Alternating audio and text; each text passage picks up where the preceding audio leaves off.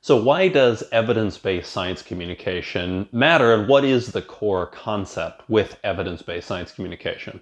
So evidence-based science communication is a way for us to try to move in the field of science communication beyond the kind of bifurcation that is developed between practice and research. So what has happened is that through nobody's kind of particular decision, there's been this kind of divide that's developed, this chasm between what happens in science communication practice and the research work that's done in science communication research. And even though a number of us operate across both of these domains, there is not a kind of embedded, integrated process where these two things are brought close together the way they are in some other fields of practice, such as evidence-based medicine. So we're drawing inspiration from evidence-based medicine, and we're applying it to the context of science communication and saying, let's do the kind of work that's needed in order to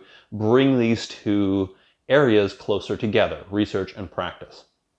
Now, the thing that makes this distinctive is our goal for praxis. That is a kind of integration between theory and practice, as opposed to seeing these as totally separate activities. And that means that practitioners, that professionals who operate in the science communication area will need to get more up to speed with what research shows us about best practice and the kinds of issues and things that are likely to work and be effective and to be ethical, for example. And then we need researchers to be more focused on the problems that are faced in science communication practice and the ways that research can contribute, as well as trying to do more synthesis work to bring together what do we know about a topic from across this dispersed field of research that is science communication research. And then there are a number of other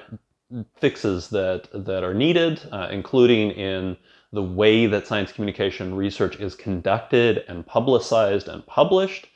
So the way it's communicated needs to be kind of practicing good communication as well as the actual research itself.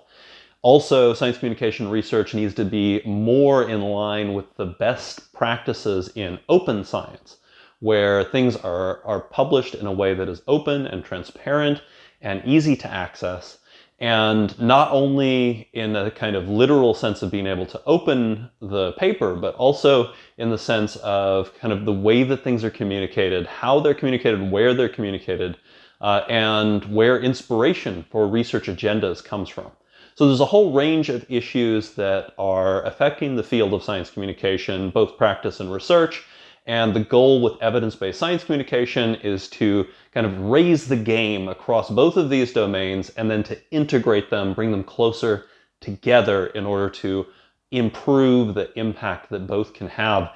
in a world that desperately needs science communication to be at its best, both research and practice.